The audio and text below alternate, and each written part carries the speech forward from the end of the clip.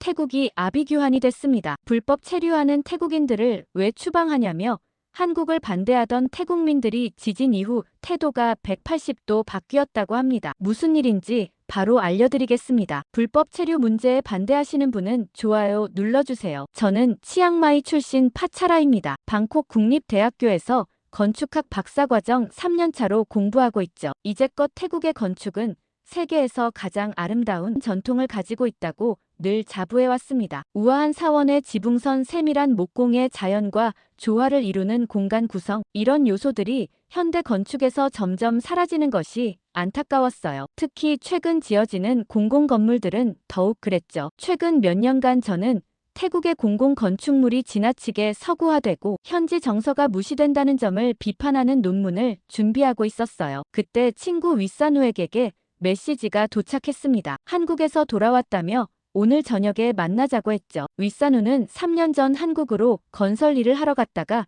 최근에 돌아온 친구입니다. 비자가 만료된 후에도 체류하다 결국 강제 추방된 사연이 있었어요. 윗사누는 늘 한국은 기술력만 앞세운 비인간적인 나라라고 했죠. 저녁에 만난 윗사누는 여전히 분노에 차 있었어요. 술 한 병을 비우며 한국에 대한 불만을 쏟아냈습니다. 그들이 외국인 노동자를 기계처럼 취급한다고 빨리빨리만 외치고 인간미라곤 찾아볼 수 없다고 말했죠. 모든 게 효율성이나 속도, 숫자뿐이라고요. 잘은 모르지만 왠지 그럴 것 같다는 생각에 윗사누의 말에 고개를 끄덕였습니다. 그의 경험은 제 이론을 뒷받침하는 생생한 증거였어요. 그러면서 윗사누가 제 논문 진행 상황을 물었을 때 자부심이 느껴졌습니다. 제 연구는 태국 전통 건축의 가치를 재조명하고 현대 기술과 조화를 이루는 새로운 방향을 제시하는 것이었거든요. 특히 최근에는 태국 북부 지역 공립학교 설계에 참여하면서 이론을 실천에 옮기기도 했어요. 윗사누에게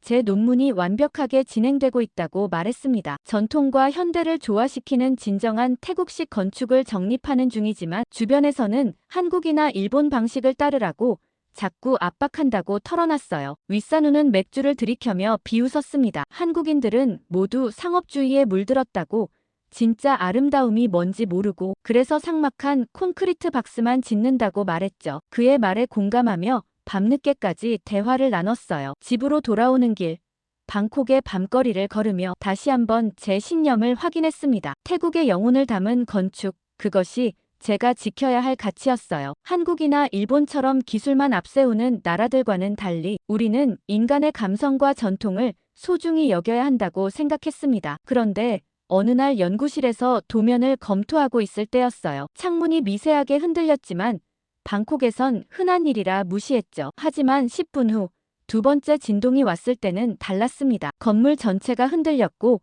사람들이 비명을 지르며 밖으로 뛰쳐나갔어요. 미얀마 북부에서 규모 7.8 지진 발생 휴대폰 알림이 울렸습니다. 심장이 덜컥 내려앉았어요. 미얀마와 국경을 맞댄 태국 북부 마을들이 위험할 수 있다는 생각이 머릿속을 스쳤죠. 제가 공동 설계했던 공립학교가 있는 곳이기도 했습니다. 연구실 TV에서는 속보가 나오고 있었어요. 영상 속 마을들은 아수라장이었습니다. 무너진 건물들과 먼지 구름 그리고 구조대원들의 분주한 움직임, 가슴이 조여왔죠. 휴대폰을 집어들고 현장에 있는 동료에게 연락했습니다. 하지만 통화가 되지 않았어요. 2시간 후 최악의 소식이 들려왔습니다. 제가 설계에 참여했던 공립학교 건물이 무너져 어린이 4명이 사망했다는 거였어요. 그 순간 모든 소리가 멀어지는 것 같았습니다. 귀에서 윙윙거리는 소리만 들렸고 다리에 힘이 빠져 의자에 주저앉았죠. 머릿속에서 설계 도면들이 스쳐 지나갔습니다. 우리는 태국 전통 양식을 살리면서도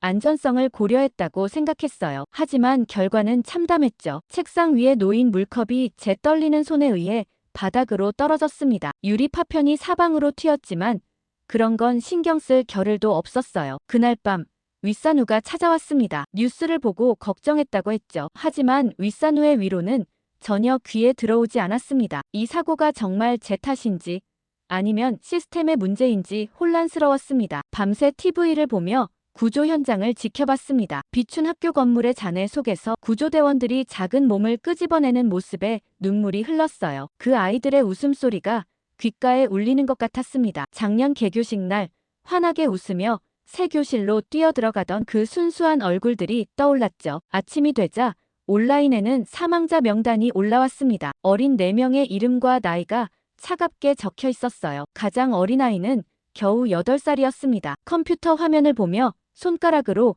그 이름들을 하나하나 짚었어요. 마치 사과하듯이, 용서를 구하듯이 말이죠. 거울 속 제 모습은 피폐해 보였습니다. 충혈된 눈, 헝클어진 머리, 수염 자국. 한때 자신감 넘치던 태국 건축의 미래를 꿈꾸던 박사과정 학생은 온데간데 없고 그 자리에 죄책감에 짓눌린 한 남자만 남아 있었어요. 며칠 후 학교 붕괴 원인에 대한 예비조사 결과가 나왔습니다. 내진 설계의 부재와 부실한 재료가 주요 원인으로 지목됐어요. 제 가슴은 더욱 무거워졌죠. 우리는 비용을 줄이기 위해 일부 안전 요소를 타협했었고 전통적인 외관을 살리는데 더 집중했었습니다. 노트북을 열어 제 논문 파일을 보았어요. 태국 전통 건축의 현대적 적용과 그 가치라는 제목이 이제는 공허하게 느껴졌습니다. 마우스로 파일을 휴지통으로 끌어다 놓았지만 삭제 버튼을 누르지 못했어요. 그것은 제 자부심이자 정체성의 일부였으니까요. 하지만 이제는 모든 것이 의문스러웠습니다. 꼬박 이틀을 저는 방 안에서 거의 나오지 않았습니다. 창문 커튼을 닫아둔 채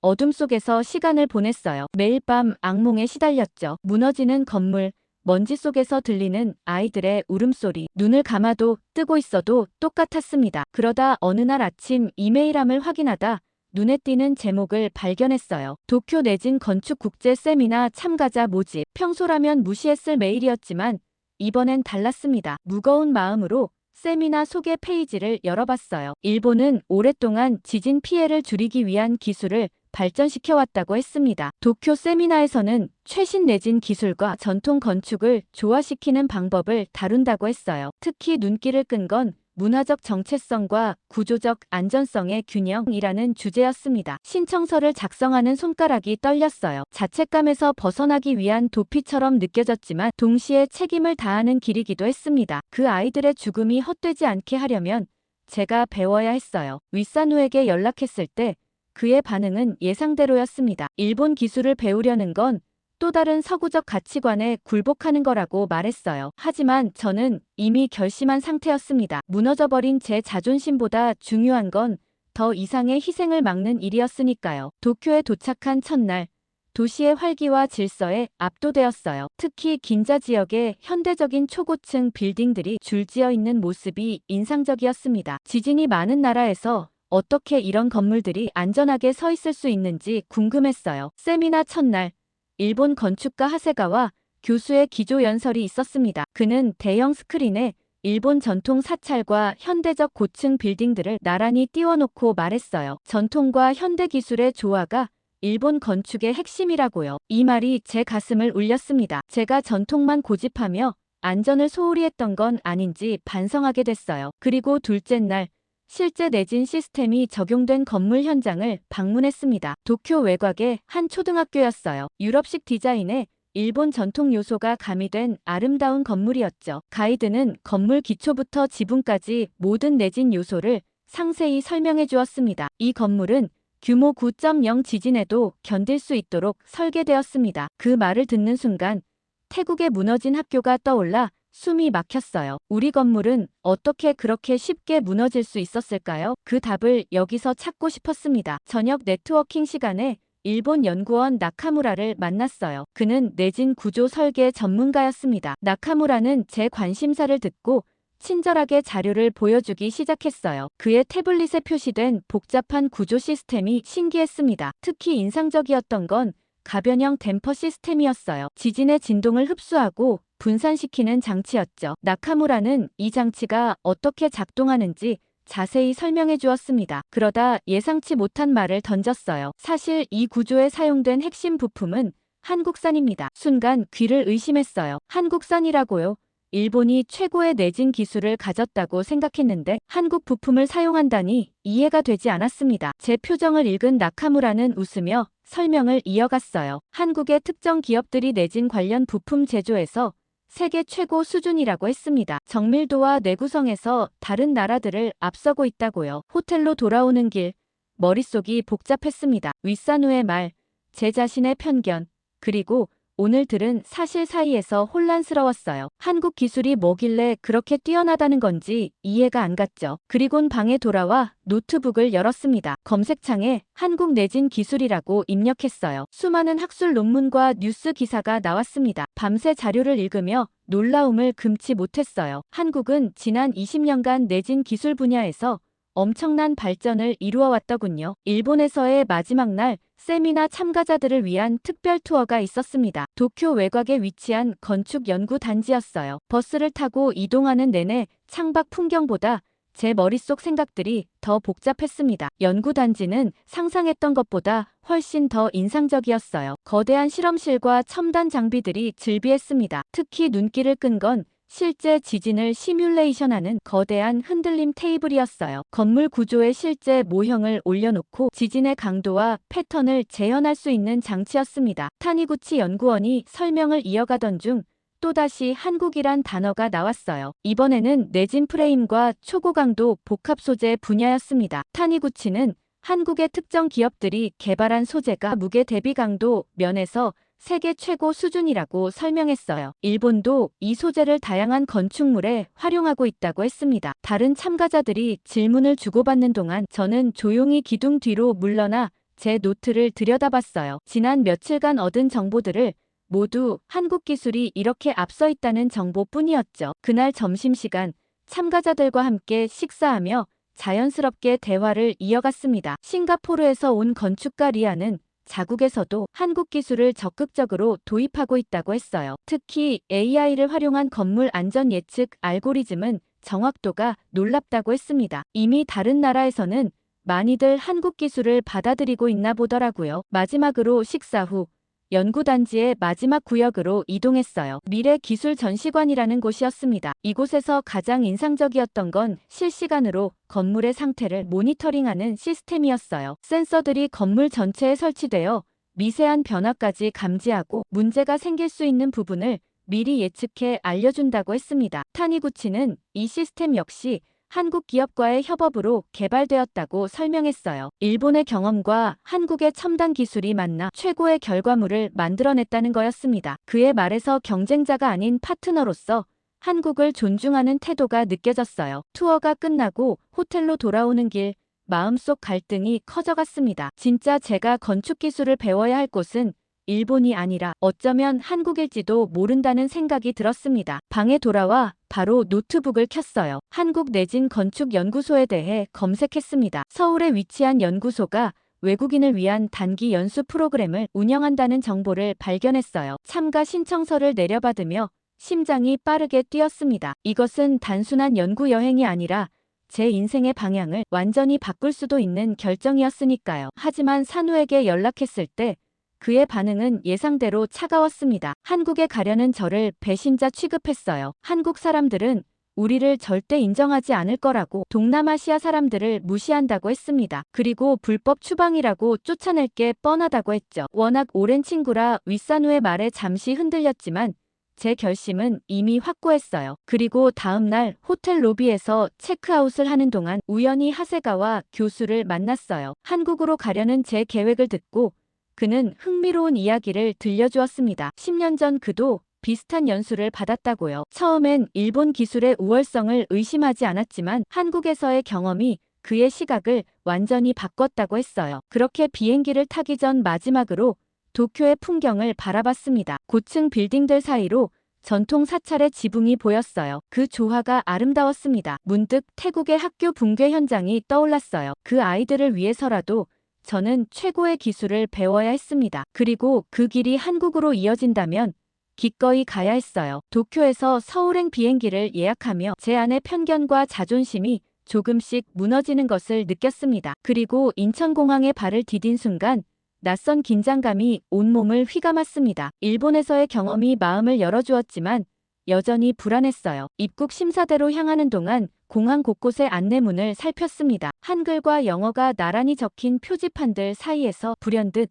눈에 들어온 문구가 있었어요. 불법 체류자 단속 강화라고 태국어로도 쓰여 있었습니다. 심장이 덜컥 내려앉았어요. 윗산우의 경험이 머릿속을 스쳐 지나갔죠. 그는 이런 과정을 겪었을까요? 입국 심사대에 서자 공항 직원이 제 여권을 유심히 살펴봤습니다. 태국 여권이라는 이유만으로도 뭔가 의심받는 기분이었어요. 방문 목적을 물었을 때 떨리는 목소리로 건축 연수라고 대답했습니다. 기적적으로 무사히 통과했지만 첫 경험은 분명 편안하지 않았어요. 공항에서 나와 미리 예약해둔 택시에 올랐습니다. 차창 밖으로 보이는 서울의 풍경이 신기했어요. 정돈된 도로, 반듯하게 서 있는 고층 건물들, 어디를 봐도 질서정연한 도시였습니다. 호텔에 체크인하고 잠시 휴식을 취한 후 내일부터 시작될 연수 프로그램 자료를 검토했어요. 한국내진건축연구소 건물 사진이 눈에 들어왔습니다. 현대적인 유리 외관과 독특한 기하학적 구조가 인상적이었어요. 마치 자신이 연구하는 내진 기술을 몸소 보여주는 듯한 건물이었습니다. 다음 날 아침, 긴장된 마음으로 연구소로 향했어요. 로비에 들어서자 방문자를 위한 등록 데스크가 보였습니다. 직원이 제 이름을 확인하고 방문증을 건넸어요. 파차라 씨, 환영합니다라고 말하는 그녀의 한국어 억양 속에서 제 이름이 낯설게 느껴졌습니다. 로비를 지나 엘리베이터로 향하는 동안 주변을 살폈어요. 모든 것이 깔끔하고 현대적이었습니다. 벽면에는 연구소의 성과와 프로젝트를 소개하는 패널들이 전시되어 있었어요. 흥미로운 건 그중 상당수가 해외 협력 사례였다는 점이었습니다. 동남아시아 국가들과의 프로젝트도 여럿 보였어요. 태국은 없었지만요. 연수 프로그램 오리엔테이션에서 다른 참가자들을 만났습니다. 말레이시아와 인도네시아 그리고 필리핀 등 다양한 국가에서 온 건축가와 엔지니어들이었어요. 제가 유일한 태국인이었습니다. 자기소개 순서가 돌아왔을 때 제 입에서 나온 말이 저 자신도 놀라게 했어요. 학교 붕괴 사고를 솔직하게 언급했거든요. 그 순간 다른 참가자들의 눈빛이 달라졌습니다. 공감과 존중이 섞인 시선이었어요. 오전 강의가 끝나고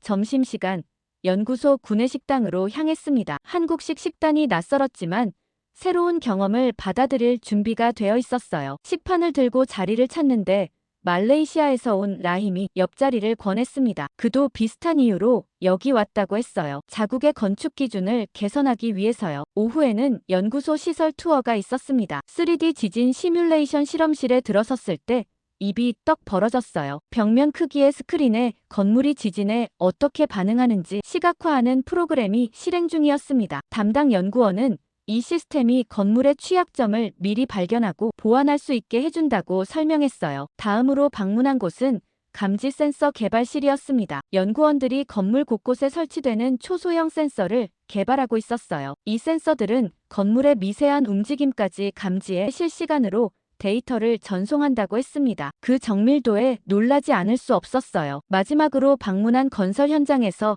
실제 내진 공법이 적용되는 과정을 볼 수 있었습니다. 기초 공사부터 철근 배치 특수 콘크리트 타설까지 모든 과정이 정밀하게 통제되고 있었어요. 작업자들의 움직임에는 군더더기가 없었고 현장은 놀라울 정도로 깨끗했습니다. 호텔로 돌아오는 길 오늘 본 모든 것들이 머릿속에서 맴돌았어요. 이곳의 기술은 분명 최고 수준이었습니다. 하지만 여전히 낯설고 불편한 감정이 있었어요. 윗사누가 경험했던 한국의 모습과 제가 지금 보고 있는 한국이 어떻게 같은 나라일 수 있을까요? 침대에 누워 천장을 바라보며 생각했습니다. 무섭고 불편하지만 이건 진짜다. 인정할 수밖에 없다. 여기서 무엇을 배워갈 수 있을지 그리고 그것을 태국에 어떻게 적용할 수 있을지 가늠해 보았어요. 아직 갈 길이 멀었지만 첫걸음을 뗀 것만으로도 의미가 있었습니다. 연수 프로그램 이틀째 아침부터 비가 내렸습니다. 호텔 창문에 빗방울이 부딪히는 소리를 들으며 준비를 마쳤어요. 오늘은 AI 내진 설계 시스템에 대한 집중 강의가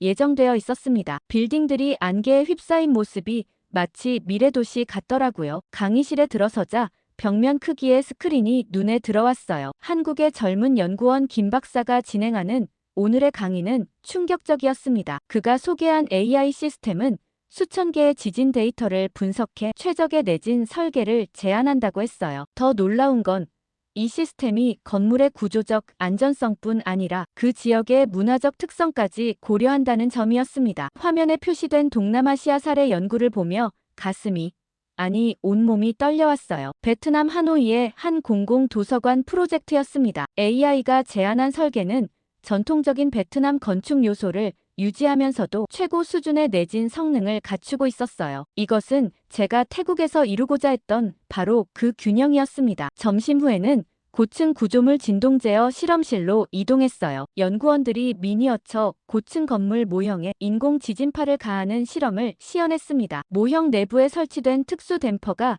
진동을 흡수하는 모습이 신기했어요. 그런데 더 놀라운 건 그 댐퍼의 디자인이었습니다. 전통 한국 건축의 처마 구조에서 영감을 받았다고 했어요. 자연과 전통에서 배우는 것이 가장 혁신적인 기술을 만듭니다. 연구팀장의 이 말이 제 가슴을 때렸습니다. 그동안 제가 전통과 현대 기술을 분리해서 생각했던 게 얼마나 잘못됐는지 깨달았어요. 진정한 혁신은 과거를 부정하는 게 아니라 과거에서 배워 미래를 창조하는 것이었습니다. 그런데 정말 특이한 시간이 있었습니다. 한국 구조팀의 실제 사례 영상을 보며 의견을 나누는 시간이 있더라고요. 2017년 포항 지진 직후 한 초등학교 건물에 심각한 균열이 발견됐다고 합니다. 학생들의 안전이 위협받는 상황에서 구조팀은 단 48시간 만에 보강 설계를 완성했어요. 영상 속 엔지니어들은 밤을 새워가며 도면을 수정했습니다. 그들의 표정에서 읽히는 책임감과 사명감이 너무나 강렬했어요. 영상이 끝나고 불이 켜졌을 때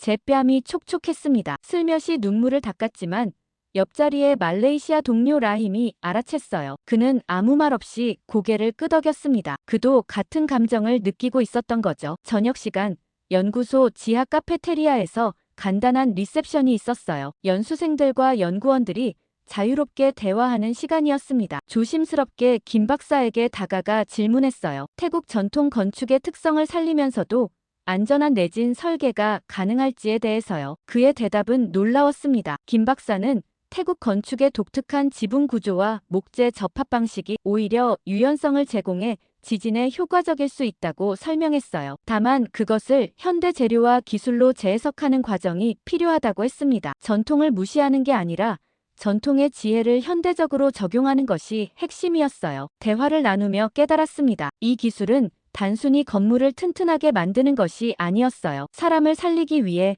생명을 지키기 위해 진화해 온 것이었습니다. 문득 무너진 학교에서 희생된 아이들의 얼굴이 떠올랐어요. 그때 제가 이런 지식을 가졌더라면 어땠을까 후회스러웠습니다. 호텔로 돌아오는 길 서울의 밤거리를 걸으며 생각이 깊어졌습니다. 제 마음속에서 무언가가 변하고 있었어요. 태국 전통을 지키는 것과 최신 기술을 받아들이는 것이 더 이상 대립되는 가치가 아니라고 느꼈습니다. 오히려 전통을 진정으로 지키기 위해서는 기술을 알아야 했어요. 한국에서 최대한 많은 것을 배우고 돌아가야겠다 다짐했습니다. 그렇게 연수 프로그램의 중반에 접어들었을 때 저희에게 특별한 기회가 주어졌습니다. 각자 실험용 내진 모듈을 설계하고 실제 테스트에 참여하는 프로젝트였어요. 가슴이 두근거렸습니다. 이론을 넘어 실제로 무언가를 만들어 볼 수 있는 기회였으니까요. 모듈 설계에 필요한 자료와 도구들이 제공됐어요. 저는 태국 전통 건축의 요소를 접목시키고 싶었습니다. 특히 우리 사원 지붕의 곡선과 닫힌 구조에서 영감을 얻어 진동을 분산시키는 방식을 고안했어요. 밤늦게까지 연구소에 남아 설계도를 완성했습니다. 제 아이디어를 담당 연구원에게 설명했을 때 그의 눈에서 흥미로운 빛이 반짝였어요. 독창적인 접근이라며 칭찬해 주었습니다. 그러나 몇 가지 기술적인 조언도 덧붙였죠. 제 설계가 이론적으로는 흥미롭지만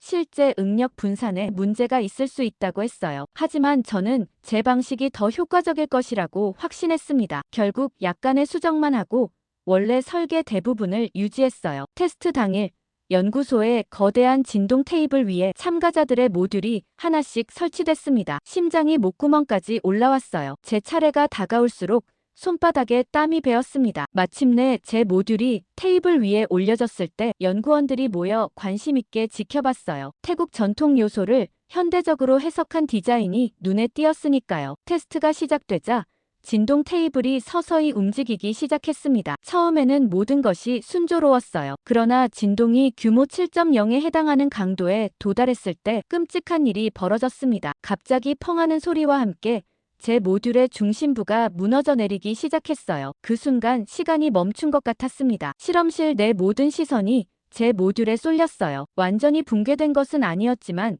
중요한 지지대가 파손되며 한쪽으로 기울어진 상태였습니다. 더 충격적인 일은 그 직후 일어났어요. 모듈의 일부가 튀어나와 옆에서 지켜보던 연구원의 팔을 스쳤습니다. 크게 다치지는 않았지만 순간 실험실에 긴장감이 감돌았어요. 누군가가 응급키트를 가져왔고 다행히 연구원은 가벼운 긁힘만 있다며 괜찮다고 했습니다. 하지만 제 마음은 이미 무너져 내렸어요. 태국에서의 학교 붕괴 장면이 플래시백처럼 떠올랐습니다. 비록 규모는 다르지만 다시 한번 제 설계로 인해 누군가가 다칠 뻔했다는 생각에 숨이 막혔어요. 테스트가 중단되고 모두가 소란스러운 가운데 저는 조용히 뒤로 물러났습니다. 정말 죄송하다며 간신히 말을 이어갔지만 목소리가 떨렸어요. 너무 당황한 나머지 머릿속은 혼란스러웠어요. 제가 어쩔 줄 몰라 하자 누군가 제 어깨에 손을 올렸고 돌아보니 김 박사가 서 있었어요. 그의 표정에서 비난이 아닌 이해와 공감이 읽혔습니다. 그는 실패를 두려워할 필요가 없다고 말했어요. 실패는 가장 빠른 개선의 길이라고 했습니다. 모든 위대한 발견과 발전 뒤에는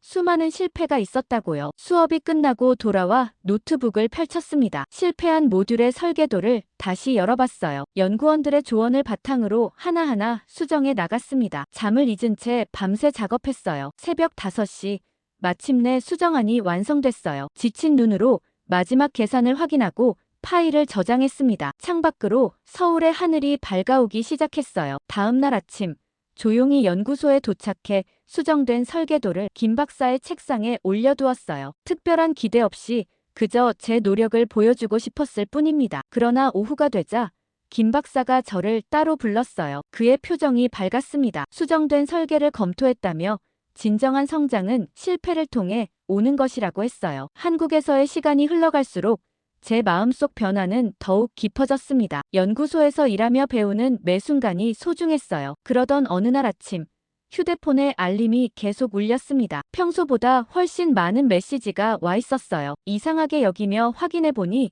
태국 친구들이 보낸 링크들이었습니다. 모두 윗산우의 SNS 게시물을 가리키고 있었어요. 파차라는 한국에 세뇌당한 배신자다. 화면에 적힌 제목을 보는 순간 가슴이 철렁 내려앉았습니다. 윗산우의 글에는 제가 한국에서 보낸 사진들이 첨부되어 있었어요. 연구소에서 찍은 사진과 한국 연구원들과 함께한 저녁 자리, 그리고 제가 작업한 설계도의 일부까지. 어떻게 이런 사진들을 구했는지 의문이었지만 아마도 제가 친구들과 공유했던 것들이 그에게 전달된 모양이었습니다. 글의 내용은 더 충격적이었어요. 윗산우는 제가 태국의 자존심을 버리고 한국의 기술 노예가 되었다고 비난했습니다. 태국 전통을 팔아넘기고 있다며 붕괴된 학교 건물조차 태국 방식이 아닌 외국 기준을 따랐기 때문에 문제가 생긴 거라는 황당한 주장까지 덧붙였어요. 손이 떨렸습니다. 댓글을 보니 이미 수백 개의 반응이 달려 있었어요. 일부는 윗산우의 의견에 동조하고 있었고 다른 일부는 저를 옹호하고 있었습니다. 태국 건축 커뮤니티에서 파차라 논쟁이 뜨거운 토론거리가 된 모양이었어요. 윗산우의 글에 반박하는 댓글을 달까 생각도 했지만 그건 상황을 더 악화시킬 뿐이라는 결론에 도달했어요. 대신 제 생각과 경험을 정직하게 나누는 장문의 글을 쓰기로 결심했습니다. 키보드를 두드리는 손가락이 때로는 멈추고 때로는 빠르게 움직였어요. 제 가슴 속에 있는 모든 감정과 배움을 솔직하게 풀어냈습니다. 태국의 아름다운 전통 건축을 사랑하는 마음은 변함없지만 그것이 안전을 담보로 할 수는 없다고 썼습니다. 전통과 현대 기술의 조화야말로 우리가 나아가야 할 길이라고 강조했어요. 그리고 한국에서 배운 것은 단순한 기술이 아니라 생명을 지키기 위한 끊임없는 노력과 혁신의 정신이었습니다. 글을 마무리하며 태국 건축계에 도전장을 던졌어요. 전통을 보존하는 것과 안전한 건축물을 만드는 것이 대립되는 가치가 아니라 함께 추구해야 할 목표라고 썼습니다. 그리고 이 여정에 함께할 동료들을 초대했어요. 게시 버튼을 누르는 순간 묘한 해방감이 느껴졌습니다. 어떤 반응이 올지 두렵기도 했지만 처음으로 제 진실된 목소리를 내었다는 자부심도 있었어요. 다음 날 아침 제 글은 예상보다 훨씬 큰 반향을 일으켰습니다. 태국 건축 학생들과 젊은 건축가들 사이에서 특히 긍정적인 반응이 많았어요. 심지어 학교 붕괴 사고 희생자 가족 중 한 분이 메시지를 보내주셨습니다. 제 솔직한 고백과 변화하려는 노력에 감사하다는 내용이었어요. 물론 부정적인 반응도 있었습니다. 윗산우와 일부 전통주의자들은 여전히 저를 비난했지만 이제 그들의 목소리가 전부가 아니었어요. 더 넓은 대화가 시작된 겁니다. 연수 프로그램이 끝나갈 무렵 태국 건설부에서 연락이 왔습니다. 지진 피해 지역 재건 프로젝트를 준비 중인데 제 경험과 지식이 도움이 될 것 같다는 내용이었어요. 특히 무너진 학교가 있던 마을의 재건 설계 총괄을 맡아줄 수 있겠냐는 제안이었습니다. 그 제안을 받았을 때의 감정은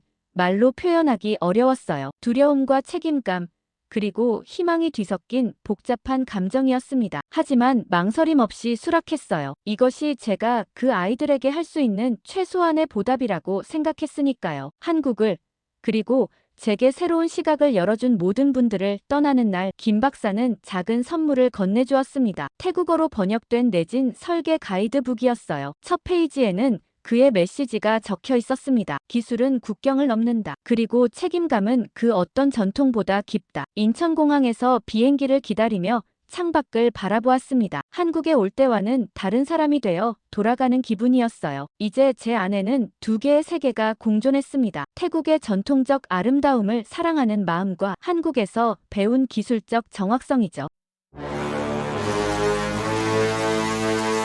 어느 정도 살았으면 한국 영주권 줄 수도 있잖아요. 한국인들은 완전 인종차별주의자들이라고요. 같은 아시아 사람들끼리 무슨 강제 추방이에요? 한국에서 태국인 불법 체류자들을 강제 추방함에 따라 추방된 태국인들로 인해 태국 공항이 인산인해를 이루고 있는데요. 마침 태국에 갔다가 그 실상을 알고 충격에 빠진 한 이탈리아 여성이 있습니다. 어떤 내용인지 바로 들어보겠습니다. 안녕하세요. 저는 줄리아 베르디입니다. 32살의 이탈리아 출신 셰프로 현재 로마에서 미슐랭 투스타 레스토랑을 운영하고 있어요. 사실 요리는 제 인생의 전부라고 해도 과언이 아니에요. 어릴 때부터 요리하는 게 정말 즐거웠던 저는 늘 할머니의 부엌에서 시간을 보냈고 그게 지금의 저를 만들었죠. 할머니가 정말 음식 솜씨가 좋으셨는데 저도 늘 할머니처럼 요리를 하고 싶다는 말을 입에 달고 살았죠. 비록 지금 할머니는 제 곁에 계시진 않지만 저는 할머니가 요리로 제게 주셨던 기쁨과 사랑을 기억하기 때문에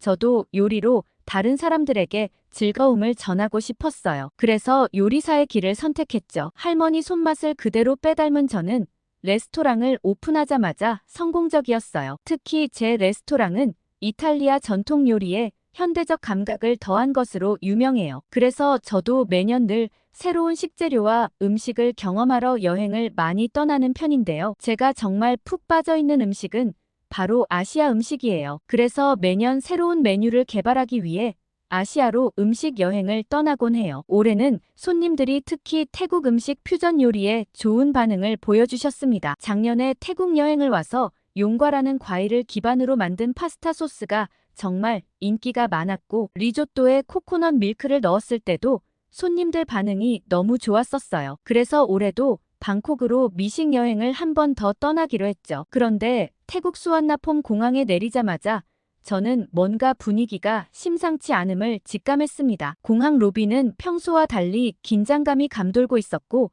사람들의 표정이 어두웠어요. 처음에는 단순히 피곤한 여행객들이 많은가 보다 생각했지만 곧 그게 아니라는 걸 알게 되었죠. 수화물을 찾으러 가는 길에 갑자기 사람들이 우르르 한쪽으로 몰려갔어요. 호기심에 그쪽으로 고개를 돌리니 대형 스크린에서 뉴스가 나오고 있었습니다. 태국어를 잘 몰라 내용을 정확히 이해할 수는 없었지만 화면에 비친 시위 장면과 군인들의 모습을 보고 상황이 심각하다는 걸 직감했어요. 도대체 무슨 일인가 싶어 주변 사람들에게 무슨 일이냐고 물어보려 했지만 모두들 핸드폰을 붙잡고 누군가와 통화하느라 바빴습니다. 겨우 한 공항 직원을 붙잡아 상황을 물어봤더니 이러다가 쿠데타가 일어날지도 모르겠다고 도시 곳곳에서 전 국민적인 시위가 발생했다는 거예요. 순간 머리가 하얘졌습니다. 이런 상황은 전혀 예상하지 못했거든요. 직원에게 더 많은 것을 묻고 싶었지만 그 사람은 급하게 자리를 떴습니다. 겨우 수화물을 찾아 입국장으로 향했지만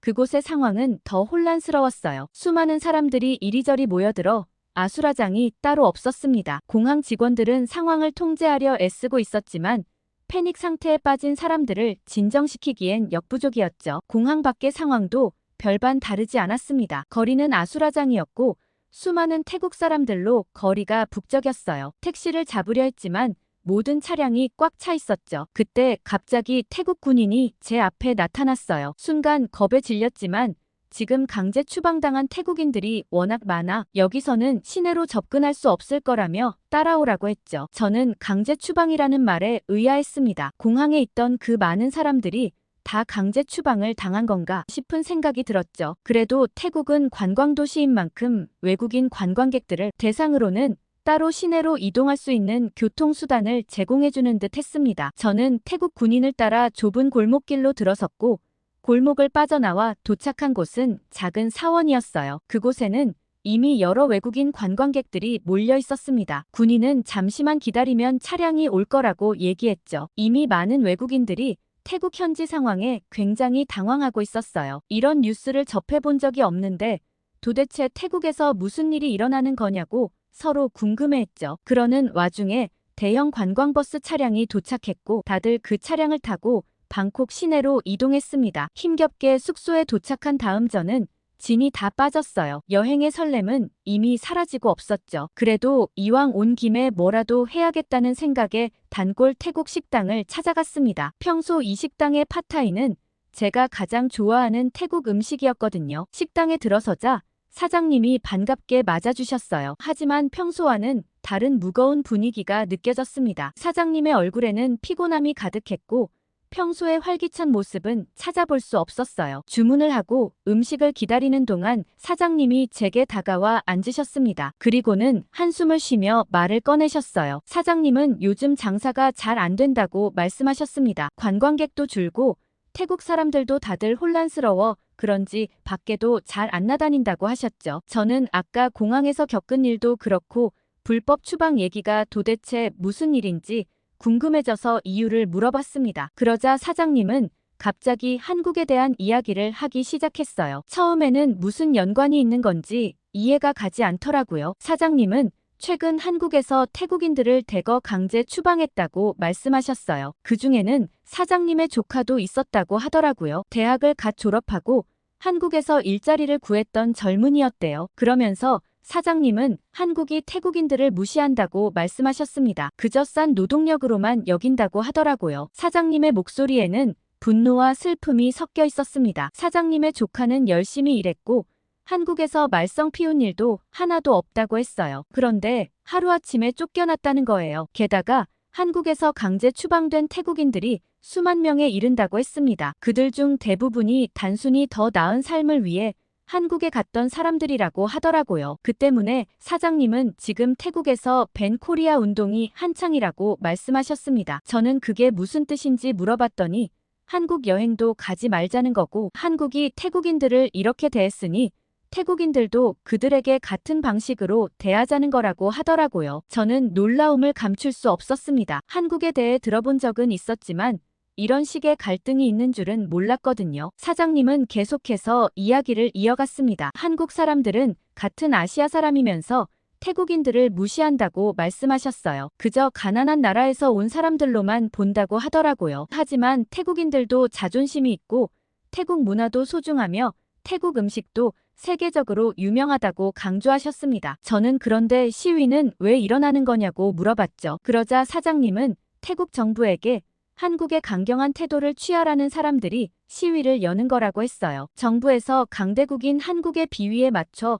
저자세로 나오니 이렇게 추방당하는 거 아니냐고 하시면서요. 태국 관리들은 다 매국노라면서 그나마 국방부 장관이 서울은 3일 만에 다 쓸어버릴 수 있다고 얘기해서 지금 여론의 굉장한 지지를 받고 있는 중이라고 하더라고요. 저는 사장님의 말만 듣긴 했지만 이게 정말 사실이라면 한국은 인종차별이 굉장히 심한 나라라는 생각이 들었어요. 이어서 사장님은 이제 태국인들은 절대 한국에 가지 않을 것이라고 말씀하셨어요. 한국 제품도 사지 않을 거라고 하더라고요. 태국인들의 자존심을 지켜야 한다고 강조하셨습니다. 그러면서 사장님도 내일부터는 시위에 동참할 예정이라며 오늘 잘 왔다고 하셨어요. 사장님의 말씀이 끝나자 주문했던 팟타이가 나왔습니다. 하지만 평소와는 달리 음식의 맛을 제대로 느낄 수 없었어요. 머릿속은 온통 사장님의 이야기로 가득 찼습니다. 이렇게 큰 외교 문제가 발생하고 있다는 게 이해가 안 갔고 한국인들은 왜 태국인들을 미워하는 건지 알 수가 없었거든요. 먹는 둥 마는 둥 하고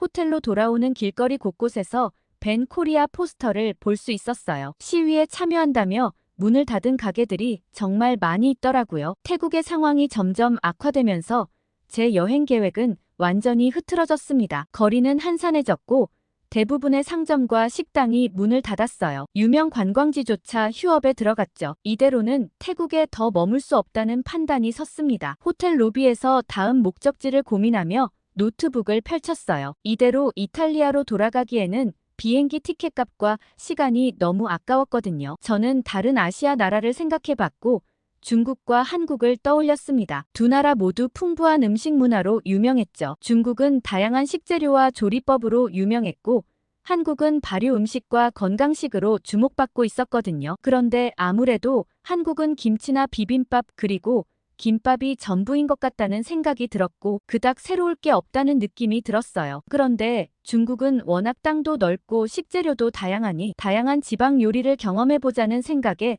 중국행을 결정했습니다. 하지만 저는 좌절하고 말았어요. 예약 사이트에 들어가 보니 가장 빠른 중국행 비행기를 타려면 일주일이나 기다려야 하더라고요. 그때까지 태국에 머물 순 없었어요. 어쩔 수 없이 다른 옵션을 찾아보다 내일 오후에 출발하는 한국행 비행기를 발견했습니다. 솔직히 아쉬웠지만 다른 선택이 없겠다 싶어 한국행을 선택했습니다. 원래 예상보다 훨씬 빨리 공항으로 출발했어요. 아무래도 어제처럼 아비규환인 상황일 테니 비행 시간에 늦을 수도 있다는 생각이 들었거든요. 아니나 다를까 공항엔 어제보다 더 많은 사람들이 몰려있는 것 같았습니다. 군인들이 질서를 정리하려 노력하는데도 워낙 인파가 많아 쉽지 않았죠. 체크인 카운터는 긴 줄로 가득했고 직원들은 정신없이 움직이고 있었습니다. 평소보다 훨씬 많은 대기 시간을 거쳐 겨우 비행기에 탑승하고 자리에 앉았어요. 이번 여행은 왜 이렇게 고생일까 싶었죠. 한숨을 푹 하고 쉬는데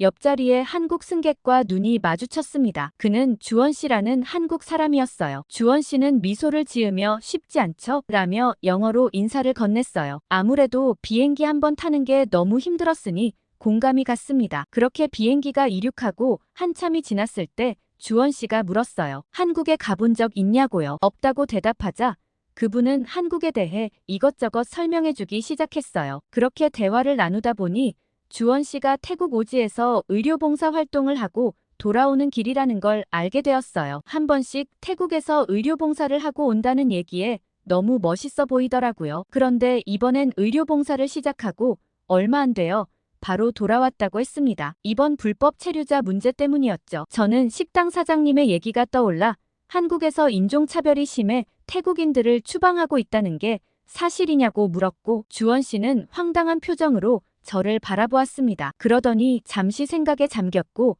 천천히 말을 이어갔습니다. 그는 제가 들은 이야기가 사실과 다르다고 설명해 주었어요. 한국 정부가 태국인들을 단순히 인종차별로 추방하는 것이 아니라고 말이죠. 주원 씨 말로는 최근 몇 년 사이 한국 내 태국인 불법 체류자 수가 급증했다고 해요. 그 수가 무려 20만 명을 넘어섰다고 하더라고요. 이는 전체 외국인 불법 체류자 중 가장 높은 비율이라고 했어요. 그러면서 한국에 여러 사회 문제가 발생했다고 했죠. 특히 대규모 불법 위장 취업 문제나 마약 유통이 심각한 사회 문제라고 했습니다. 이런 문제들이 한국 정부의 대응을 불가피하게 만들었다고 해요. 하지만 주원 씨는 이것이 결코 인종차별이 아니라고 얘기했어요. 한국 정부가 불법 체류 문제를 해결하기 위해 노력하고 있지만 동시에 합법적인 체류자들의 권리는 보호하고 있다고 말이에요. 저는 태국 사장님 말씀만 듣고 한국에 대해 크게 오해할 뻔했어요. 주원 씨 얘기를 들어보니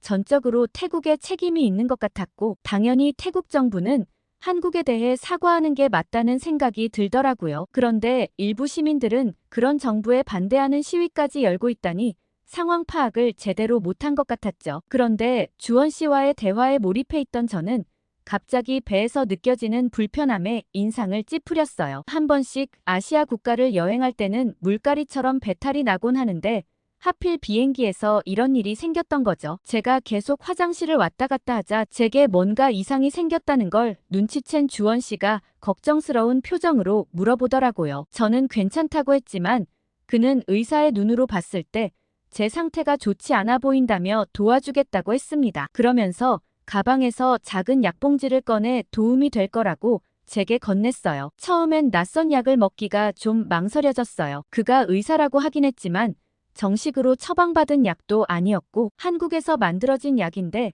효과가 있을까 싶은 생각이 들었거든요. 그렇지만 저를 진심으로 걱정하는 그의 모습을 보면서 용기를 내어 먹어보기로 했어요. 약을 먹고 얼마 지나지 않아 신기하게도 속이 편안해지는 걸 느꼈습니다. 저는 주원 씨의 처방과 한국 의약품에 감탄하며 감사함을 표시했습니다. 비행이 중반을 지날 무렵 기내식이 나왔어요. 저는 호기심에 한국식 기내식을 선택했습니다. 비빔밥이었는데 어떻게 먹어야 할지 몰라 당황하고 있을 때 주원 씨가 친절하게 이렇게 먹는 거라며 비비는 방법을 알려주었어요. 생각보다 고추장이 많이 들어갔는지 좀 빨개 보였고 혹시나 너무 매우면 어쩌나 걱정스러웠어요. 그러자 주원 씨는 나물이 많아 괜찮을 거라며 한번 먹어보라고 하더라고요. 저는 매운 걸 좋아하는 편이긴 하지만 한국 음식은 워낙 맵다는 얘기를 들어서 잔뜩 긴장한 채 한 입 먹어보았습니다. 그런데 고추장의 매콤한 맛과 고소한 참기름 그리고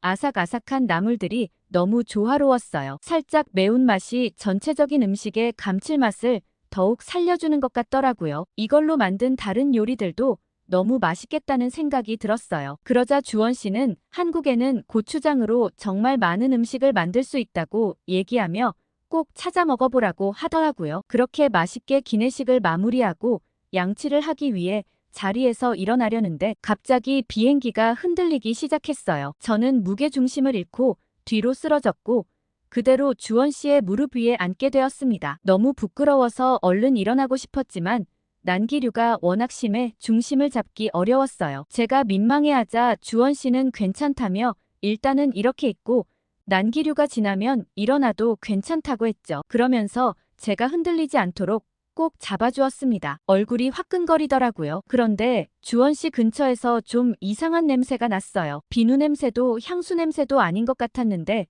은은하고 포근한 향기가 났죠. 저도 모르게 외간 남자의 냄새를 맡고 있다고 생각하니 너무 당황스러웠고 때마침 비행기의 흔들림이 멈췄어요. 저는 바로 자리에서 벌떡 일어나 괜히 기침을 두어 번 하고는 화장실을 가겠다며 후다닥 자리를 떴어요. 자리에 돌아오고 나서는 괜히 어색해서 한마디도 못하고 영화 보는 척만 했어요. 속으로는 계속 아까 있었던 일 생각뿐이었죠. 비행기가 인천국제공항에 착륙하기 직전 주원 씨는 제게 연락처를 건네주었어요. 한국에 머무는 동안 도움이 필요하면 언제든 연락하라고 했습니다. 도움이 필요하지 않아도 연락해도 되나요? 라고 순간 말할 뻔했지만 그 말만큼은 꾹 참고 알겠다고 얘기했습니다. 서울에 도착한 첫날 저는 호텔 주변을 산책하며 한국 음식점들을 둘러봤어요. 하지만 메뉴판에 적힌 비빔밥, 불고기, 김치찌개 같은 익숙한 이름들은 제 호기심을 자극하지 못했습니다. 이미 알고 있는 음식들 말고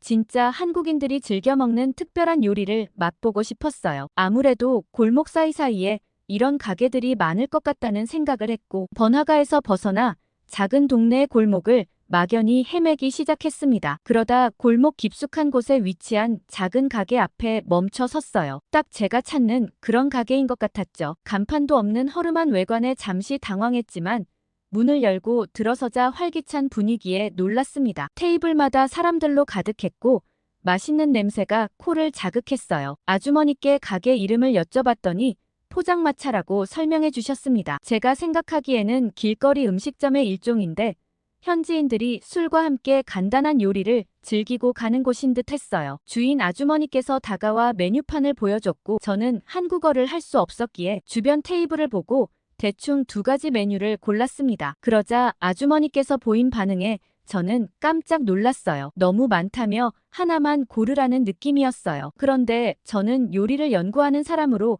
사실 더 많이 시키고 싶었지만 음식을 남기는 건 예의가 아닌 것 같아 2개만 시켰거든요. 저를 걱정해주는 아주머니의 행동에 감사했지만 다 먹을 수 있다며 배를 내어 보이는 걸로 제 마음을 대신했어요. 잠시 후 음식이 나오기 시작했어요. 옆 테이블에서 김치찌개랑 비슷하지만 분명 김치찌개는 아닌 음식을 굉장히 맛있게 먹고 있더라고요. 그 음식은 부대찌개였어요. 나중에 알고 봤더니 부대찌개는 한국 전쟁 이후 미군 부대에서 나온 재료들로 만들어진 음식이라고 하더라고요. 그 설명을 보자마자 불과 얼마 전까지만 해도 전쟁의 폐허 속에 있던 한국이 이렇게 발전했다는 게 믿기지 않고 놀랍더라고요. 한국의 어르신들이 정말 대단하다는 생각이 들었어요. 아무튼 부대찌개는 김치찌개처럼 매운 느낌이었지만 훨씬 오묘한 맛들이 많이 났어요. 건더기도 너무 많아 골라 먹는 재미가 있더라고요. 제가 부대찌개 재료 중 한 가지를 보고 정말 깜짝 놀란 게 하나 있었는데요. 바로 스팸이에요.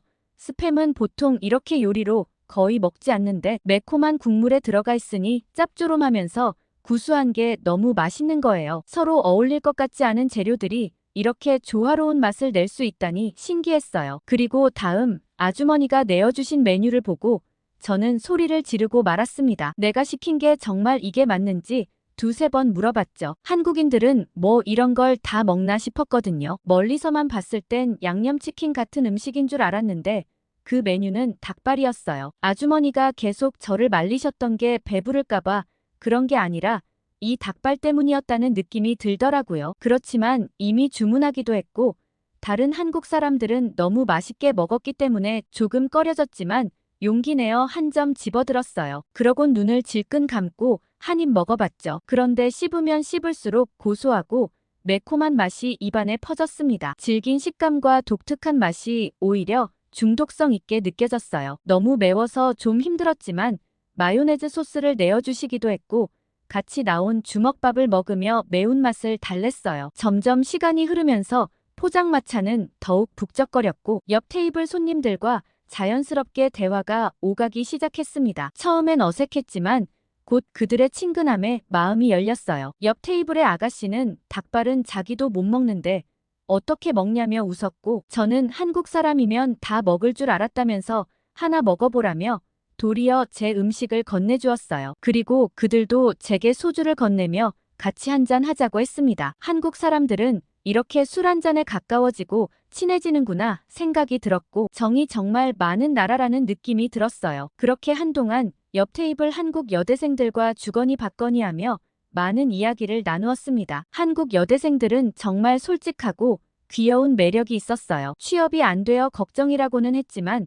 한국의 미래가 워낙 밝기 때문에 금방 헤쳐나갈 수 있다고 했죠. 한국 여대생들과 다음에 꼭 보자며 SNS 아이디를 주고받고 있는데 갑자기 제게 메시지가 하나 도착했어요. 주원 씨가 보낸 내용이었죠. 저는 술도 어느 정도 됐겠다 용기를 내어 한번 만나고 싶다고 얘기했어요. 그러곤 제가 있는 장소를 보냈죠. 그땐 무슨 정신이었는지 모르겠어요. 한참을 그 친구들과 이야기를 하고 보니 꽤나 시간이 늦었고 다시 호텔로 돌아가야겠다고 생각했습니다. 그렇게 자리에서 일어나려는데 골목은 꽤 어두워져 있었어요. 제가 현지인 맛집을 찾으려고 구석구석 들어온 게 기억났죠. 분명 큰 길로 가는 방향이었는데 늦은 밤이라 그런지 점점 인적이 드물어지더니 분위기가 달라졌습니다. 어둡고 좁은 골목길은 왠지 모를 불안감을 주었어요. 그때 갑자기 앞에서 남성 3명이 나타났습니다. 처음엔 그저 지나가는 사람들이려니 했지만 그들의 행동이 이상했어요. 비틀거리며 걸어오는 모습이 술에 취한 것 같기도 했고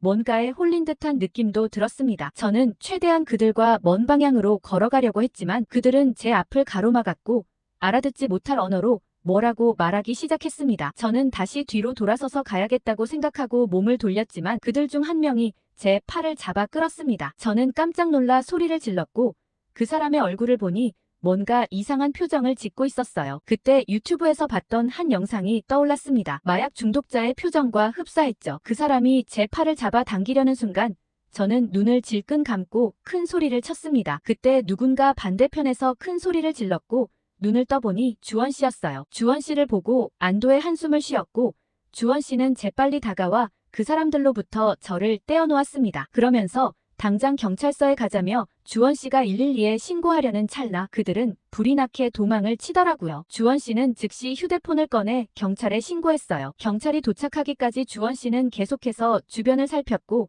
제게 괜찮냐고 물으며 안심시켰습니다. 저는 여전히 놀란 상태였지만 주원 씨의 존재가 큰 위안이 되었어요. 얼마 지나지 않아 경찰차 사이렌 소리가 들렸습니다. 놀라울 정도로 빠른 대응이었어요. 경찰관들이 차에서 내려 우리에게 다가왔고 주원 씨는 다시 한번 상황을 자세히 설명했어요. 경찰관들은 주원 씨의 말을 주의 깊게 듣더니 신속하게 주변을 수색하기 시작했어요. 동시에 한 경찰관이 제게 다가와 괜찮은지 물었어요. 영어도 정말 잘하고 친절한 모습에 감동스러웠어요. 하지만 제가 정말 놀랐던 건 얼마 지나지 않아서 경찰관들이 그 사람들을 체포했다는 점이었어요. CCTV가 많이 달려있어 그런가 정말 신속하게 검거를 하는 게 신기했죠. 그러면서 그들이 불법 체류자였고 근처에서 마약에 취해 있는 상태로 발견되었다는 얘기까지 해주더라고요. 그리고 나서 경찰은 저를 호텔까지 데려다 주겠다고 했고 주원 씨도 같이 가주었어요. 그제서야 저는 주원 씨가 어떻게 여기까지 왔는지 생각해보게 됐죠. 저는 도대체 어떻게 알고 왔냐고 물어봤어요. 그러자 주원 씨는 직접 장소까지 보낸 거 모르냐고 제게 물었고 주원 씨에게 보낸 메시지를 다시 한번 보고는 깜짝 놀랐습니다. 그땐 약간 취기가 있었는지 오타가 가득한 메시지를 보냈었더라고요. 주원 씨는 오타가 너무 많아 술에 취한 거 아닌가 싶었고 혼자 여행 와서 무슨 일이 생길까 걱정되는 마음에 와봤다고 했어요. 저는 주원 씨 아니었으면 큰일 날 뻔했다며 진짜 한국 사람들이 가는 음식점을 가보고 싶은 마음에 골목골목 뒤져 음식점을 찾아온 거라고 했죠. 그러자 주원 씨는 무사해서 다행이라며 그렇게 한국 사람들이 먹는 음식들이 궁금하면 내일 같이 가보자고 했어요. 저는 못난 모습만 보여준 거 아닐까 내심 걱정스러웠지만 내일 한 번 더 만나자고 제안하는 모습에 가슴을 쓸어내렸습니다. 그렇게 주원 씨와 저는 경찰차를 타고 호텔로 돌아왔어요. 그제서야 방금 전 겪은 일이 또 한 번 생각나더라고요. 한국은 정말 치안이 좋은 곳이라고 생각했는데 불법 체류자들 때문에 서울이라는 도시가 갑자기 낯설고 무서운 곳으로 변할 수도 있다는 생각이 들었습니다. 그리곤 왜 그렇게 한국 정부가 불법 체류자들을 추방하려고 하는지 이해할 수 있었죠. 저를 호텔 앞까지 데려다준 주원 씨는 혹시나 한국에 대한 이미지가 안 좋아졌을까 걱정이라고 했어요. 저는 물론 이번 일이 정말 무섭긴 했지만 그건 한국의 잘못은 아니라고 생각한다고 말했어요. 그리고 오히려 한국 경찰들이 정말 빠른 속도로 출동하고 사건 해결도 신속하게 처리하는 게 정말 놀라웠다고 말했죠. 이탈리아에서는 경찰 업무 처리 자체가 굉장히 느려 아마 검거는 절대 못했을 것 같거든요. 그렇게 주원 씨와 다음날 만나자며 약속하고는 헤어졌어요. 그렇게 침대에 누워 오늘 하루를 돌아봤죠. 정말 주원 씨가 와주지 않았다면 큰일 날지도 몰랐겠다는 생각을 하며 지쳐 잠에 들었습니다. 그리고 다음날 아침 일찍부터 분주하게 준비했어요. 챙겨온 옷 중 가장 예쁜 옷을 골라 입고서는 주원 씨와 약속 장소에 도착했죠. 주원 씨가 준비한 장소는 시장이었고 저는 너무 흥분했어요. 시장이라면 제겐 보석함 같은 장소거든요. 재료 하나하나가 제겐 다 보석이라 여겨지는데 그걸 모아둔 곳이라니 정말 기대됐어요. 시장 안으로 들어서자 온갖 냄새와 소리가 저를 감쌌고 분주히 오가는 사람들 사이로 다양한 음식 냄새가 코를 자극했습니다. 노점상들은 저마다의 음식을 자랑하며 손님들을 불렀어요. 그리고 시장 한복판에서 빈대떡이라는 음식을 발견했습니다. 주원 씨는 녹두라는 재료로 만든 팬케이크 같은 거라고 하더라고요. 따끈따끈하게 구워진 빈대떡을 한 입 베어 물자 고소한 맛이 입안에 퍼졌어요. 특유의 바삭한 식감과 함께 녹두의 담백한 맛이 어우러져 있었습니다. 간장에 콕 찍어 먹는 맛도 일품이었어요. 팬케이크보다 훨씬 다양한 맛이 어우러져 있었죠. 한국 시장은 정말 여기저기 활기가 넘쳐 흘렀습니다. 살아 숨쉬는 느낌이 들더라고요. 문제는 몇 발자국만 가면 계속 새로운 음식들이 나와서 도저히 진도가 안 나간다는 점이었어요. 다 먹어보고 싶었죠. 그러다 갑자기 주원 씨가 이게 바로 고추장으로 만든 거라며 제게 한 음식을 가리켰고 그건 바로 떡볶이였어요. 쫄깃한 떡과 매콤한 고추장 소스의 조화가 독특하면서도 중독성 있었어요. 비빔밥과는 완전 다른 요리가 되어 있더라고요. 저는 갑자기 고추장을 활용해서 음식을 만들어 보고 싶다는 생각이 들었어요. 이탈리아 음식들 중에서도 피칸테라고 매운 고추를 활용한 음식이 있는데 고추장을 이용해 파스타를 만들어 보면 어떨까 싶은 생각도 들더라고요. 한국에서 국물 요리를 많이 먹는 것처럼 파스타에 자작한 국물을 만들어 보고 싶었어요. 거기다 해산물과 고추장을 활용해 베이스를 만들면 딱이라는 생각이 들었죠. 한국에 있으면서 아이디어가 잔뜩 샘솟더라고요. 저는 시장으로 초대해준 주원 씨에게 너무 고마워했고 주원 씨는 시장 말고도 자주 가는 설렁탕집부터 전통 찻집까지 다양한 한국의 음식점들을 제게 소개해 주었어요. 그렇게 한국에서 제 아이디어 노트를 가득 채워 올 수 있었죠. 그리고 헤어지던 날 주원 씨는 고추장 파스타가 완성되면 연락달라며 이탈리아로 날아오겠다고 했어요. 저는 그 말만 듣고도 감동적이었죠. 사실 여행지에서 잠깐 만난 인연은 금세 휘발되기 십상이잖아요. 저는 얼른 이탈리아로 돌아가 밤새 연구를 해야겠다며 웃어 보였습니다. 그리고는 공항에서 처음이자